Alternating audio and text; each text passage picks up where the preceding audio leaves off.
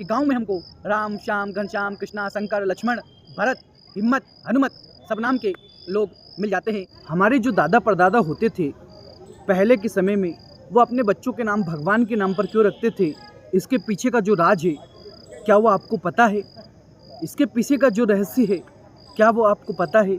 नहीं।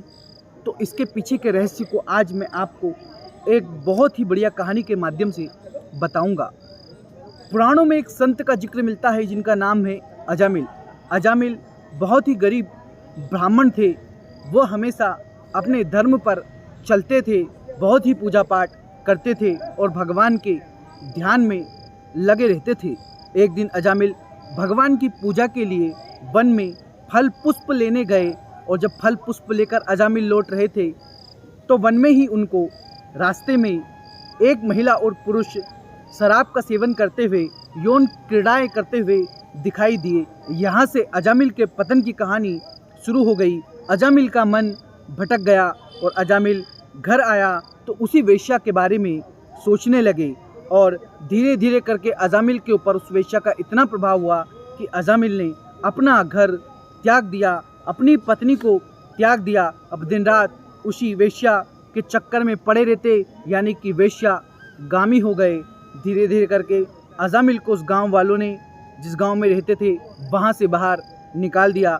अब अजामिल गांव के बाहर रहने लगे कि कुछ समय के बाद उस गांव में एक संतों की टोली आई। उन्होंने गांव वालों से पूछा कि आपके गांव में कोई ऐसा संत है जिसके यहाँ हम लोग रुक सकते हैं? तो सभी गांव वालों ने हंस के कहा कि वो बहुत बड़ा संत है अजामिल, वो गांव के बाहर रहता है।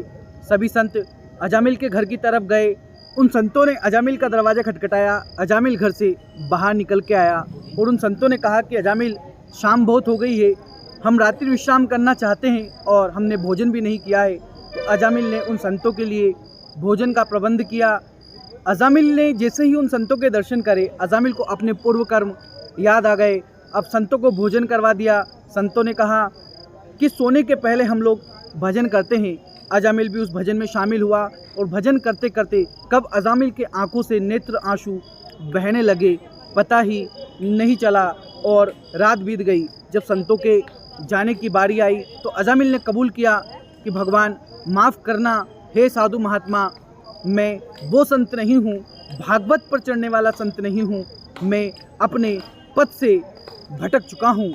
तब साधु महात्मा कहते हैं कि अजामिल, तुमने ये बात हमको अभी बताई, यदि तुम पहले बताते तो हम तुम्हारे यहाँ रात्रि विश्राम नहीं करते। लेकिन तुम चिंता मत करो, तुमने हमको आश्रय दिया है, हम तुम्हारी समस्या का निवारण करेंगे। तुम्हें कितने बच्चे हैं? तो अजामिल कहता है, साधु महात्मा, मुझे 9 बच्चे हैं और 10वां गर्भ में हैं। तब साधु महात्मा कहते हैं कि अजामिल जाओ, तुमको जो 10वां बालक होगा, यानी कि वो 10वीं जो संतान होगी वो लड़का होगा और तुम उसका नाम नारायण रख लेना। साधु महात्मा अजामिल से विदा लेकर वहाँ से चले गए और ऐसा ही हुआ। आने वाली संतान पुत्र हुई, अजामिल ने उसका नाम नारायण रख लिया। अब अजामिल अपने इस बच्चे के मोह में इतने पड़ गए कि दिन रात नारायण नारायण नारायण करने लगे।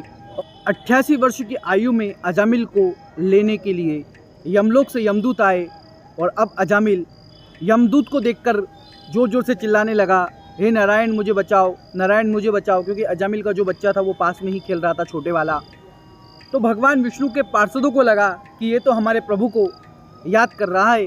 तभी भगवान विष्णु के पार्षद वहाँ पर गए और यम के जो पार्षद थे उनको वहाँ से, दूत जो थे उनको भगाया और अजामिल सुरक्षित हो गया। अब अजामिल को लगने लगा कि मैंने सिर्फ अपने बेटे को पुकारा और मुझे प्राणदान मिल गए। कितना अच्छा होता कि यदि स्वयं में नारायण हरि को पुकारता, स्वयं में नारायण हरि का जाप करता। अजामिल के मन में वैराग्य जाग गया और अजामिल घर छोड़ कर के हरिद्वार चला गया और हरिद्वार में ही भगवान के वही पार्षद अजामिल को लेने के लिए आए और अजामिल ने अपने प्राण त्याग कर विष्णु धाम को प्राप्त किया। तो श्रोताओं, आपको यह वीडियो कैसा लगा? और आपको इस वीडियो के माध्यम से सिर्फ संदेश इतना ही देना था कि हमारे जो दादा परदादा थे वो बहुत सोच समझ के नाम रखते थे। हमने देखा कि गांव में हमको राम, श्याम, घनश्याम, कृष्णा, शंकर, लक्ष्मण, भरत, हिम्मत, हनुमत सब नाम के लोग मिल जाते हैं। लेकिन समय बदला और आज हम लोग तरह तरह के विभिन्न तरीके के नाम रखते हैं। जैसे कि मेरा नाम नितेश है, हो सकता है कि मेरे पिताजी को मेरा नाम घनश्याम रख देना था, श्याम रख देना था, नारायण रख देना था, हरि रख देना था, विष्णु रख देना था, तो अच्छा रहता। इसलिए हमारे दादा परदादा ऐसे नाम रखते थे।